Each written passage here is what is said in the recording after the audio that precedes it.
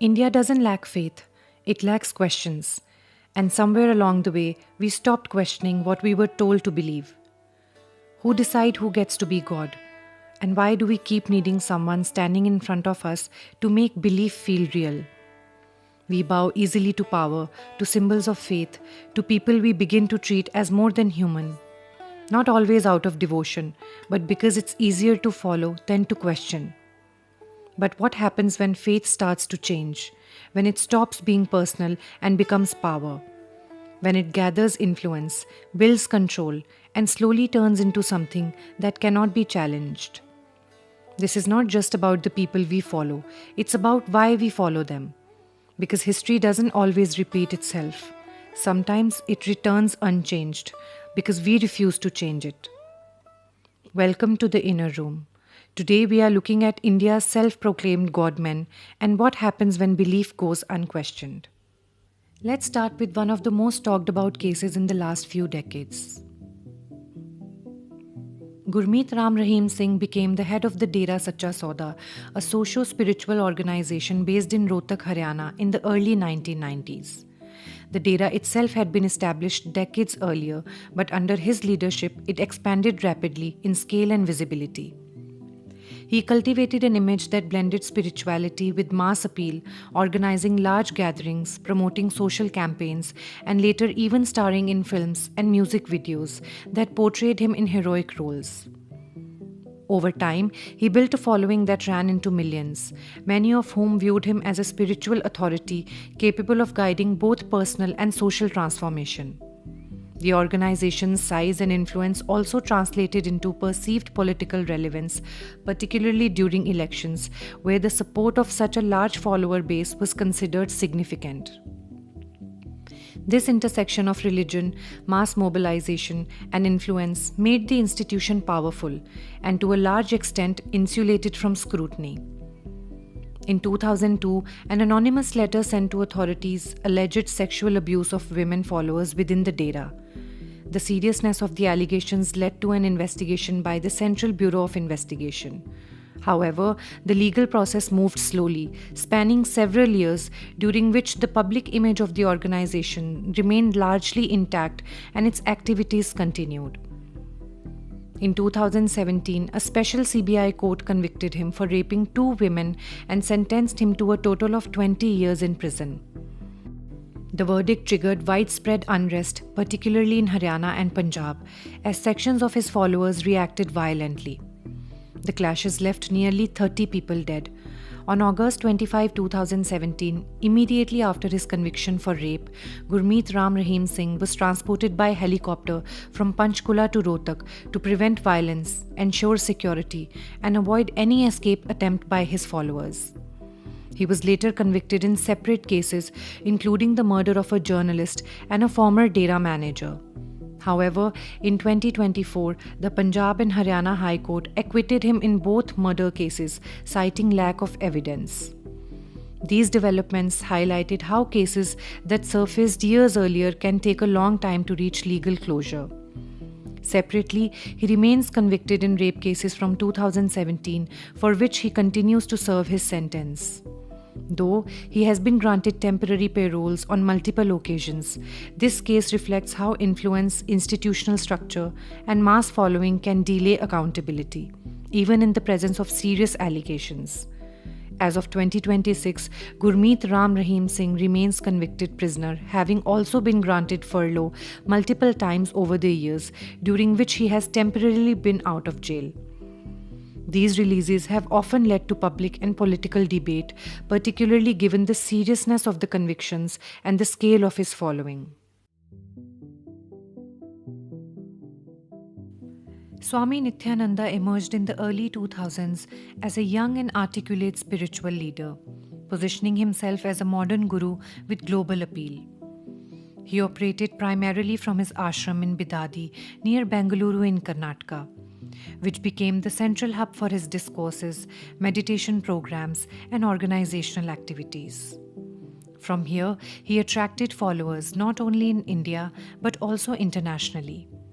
His communication style, fluency in English, and use of digital platforms helped him connect with the younger urban audience seeking contemporary forms of spirituality.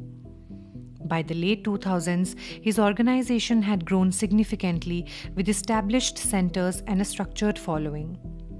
His image was carefully built around ideas of enlightenment, personal transformation, and spiritual science.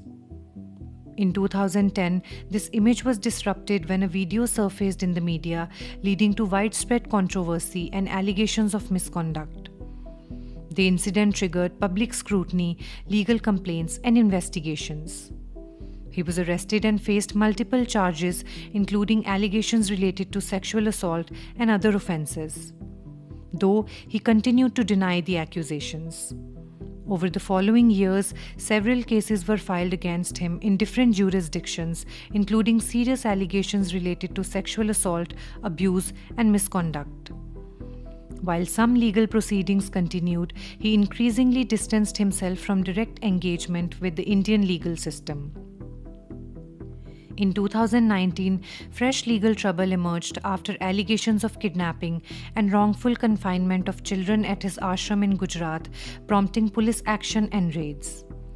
Soon after these developments, reports confirmed that he had left India, with authorities stating that he had fled the country while investigations were ongoing. Subsequently, he claimed to have established a self-declared entity called Kailasa, presenting it as a sovereign nation, though its physical locations remain unverified. Representatives linked to this entity were later seen participating in international forums, including events associated with the United Nations. These appearances drew global attention as the entity is not recognized by any government. As of 2026, he remains outside India with multiple cases pending and is considered a fugitive by Indian authorities. This case illustrates how media exposure can rapidly alter public perception, but also how, in a globalized environment, individuals can attempt to reconstruct identity and influence even after serious allegations.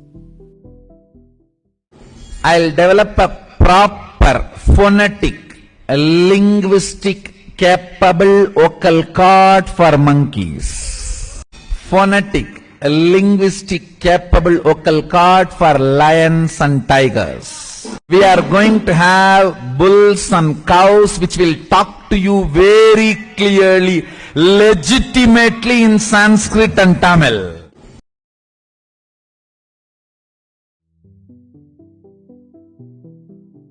Ichchadhari Bhimanand, born Shivmurad Dwivedi, presented himself as a spiritual figure offering guidance, healing, and solutions to personal problems.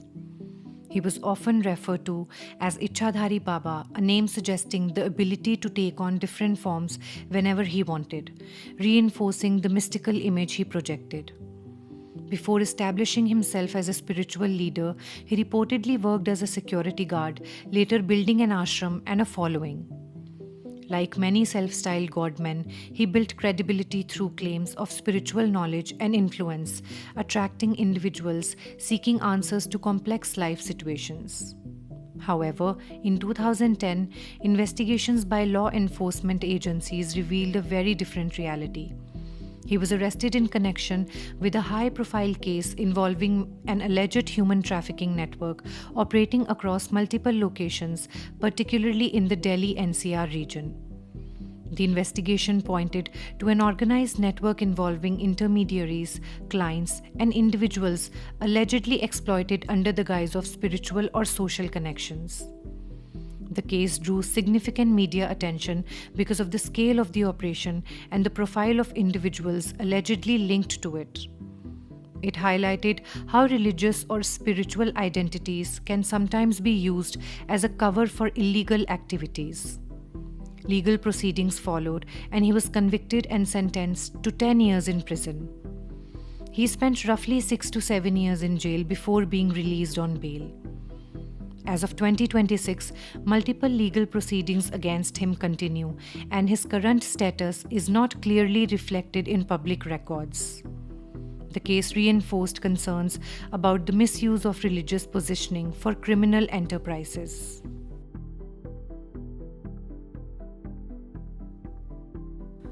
Asaram Bapu rose to prominence over several decades, establishing himself as a widely recognized spiritual leader with a vast network of ashrams and followers across India. His teachings, public discourses, and outreach programs attracted millions, making him a prominent figure in religious and social circles. His primary base of operations was in Rajasthan and Gujarat, where several of his ashrams were located.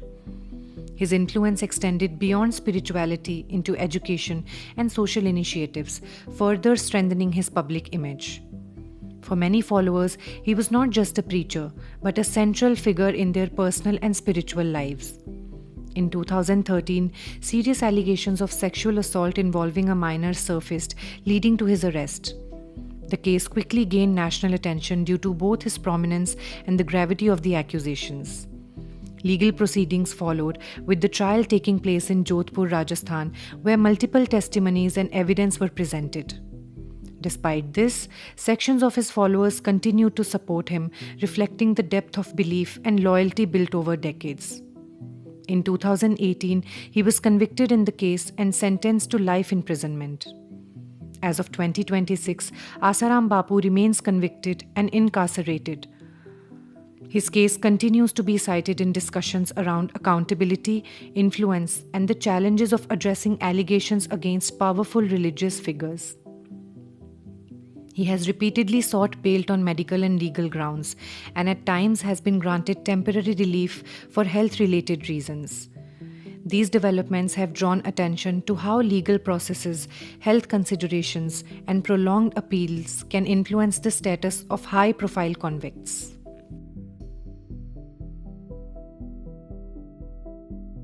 Narayan Sai, the son of Asaram Bapu, was closely involved in the operations of the ashram network and had a following of his own.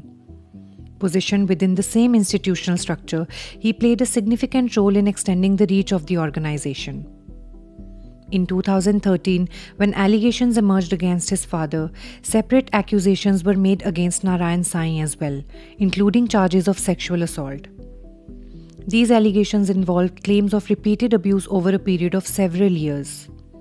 Following this, he evaded arrest for nearly 2 months before being apprehended near the Delhi-Haryana border. The case was investigated and tried in Surat, Gujarat, where legal proceedings followed. In 2019, he was convicted on multiple serious charges, including rape and criminal conspiracy, and sentenced to life imprisonment.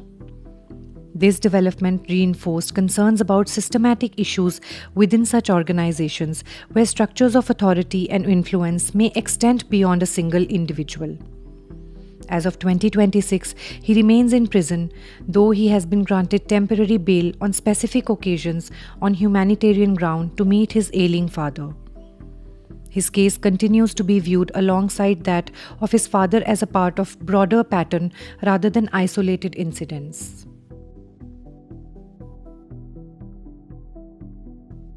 Baljender Singh emerged as a self-styled pastor known for conducting large prayer gatherings and miracle healing sessions, often presenting faith-based solutions to personal and health-related challenges. His style was more contemporary and direct, attracting a different demographic compared to traditional Godmen. His popularity grew through both physical gatherings and digital platforms, where videos of his sessions circulated widely, contributing to a rapidly expanding follower base. Back in 2018, he was accused of sexually assaulting a woman. When the incident occurred, it did not receive significant public attention as he was not widely known at the time. During this period, while the case was ongoing, he continued conducting gatherings and expanding his following. In addition to the 2018 case, there were also separate incidents involving alleged assault and intimidation, some of which were captured on video. In 2025, a court in Mohali, Punjab convicted him in the case and sentenced him to life imprisonment under multiple charges, including rape. As of 2026, he remains convicted, and the case has drawn attention to how contemporary forms of spiritual influence, particularly those amplified through digital platforms, can create environments where authority and trust may be misused. जो आरोप लगाए हैं मेरे ऊपर वो बिल्कुल बेबुनियाद है, उसमें कोई भी दम नहीं है। ये सब जो है मड़ंत गड़ंत षड्यंत्र रचा गया, बेबुनियाद कहानी है और कुछ नहीं। What these cases reveal is far more serious. These are not just men with influence. These are men accused, and in many cases convicted, of serious crimes like sexual abuse, violence, exploitation, even murder. And yet, even after exposure, the influence does not disappear. Followers remain, support continues, and systems slow, complex, and sometimes compromised. Which means the risk is not just in what they did, it is in what continues to be allowed. Because when power is built on unquestioned belief, it does not collapse easily. It also reflects a deeper problem: our growing inability to clearly distinguish between right and wrong. In doing so, we turn blind faith into a mockery of our culture, our traditions, our religion, and ultimately, our country. Faith in itself is not the problem, but when belief stops asking questions, it stops being faith. It becomes power. And somewhere in all of this, we have to ask, how fair is it to place a human being on a pedestal so high that we begin to see them as God? Or is our faith in God alone not strong enough? Because over the years, we haven't just followed these men. We have protected them, defended them, and in many ways enabled them. And that leaves us with a more uncomfortable question. As a society, where are we headed? What kind of world are we building for those who come after us? A world where belief replaces thinking, where authority goes unquestioned, where the line between God and those who claim to represent Him no longer exists. Because the difference was always meant to be clear. Somewhere along the way, we chose to blur it. And maybe that is where the real story lies. Not in the men we call Godmen, but in the faith we choose not to question.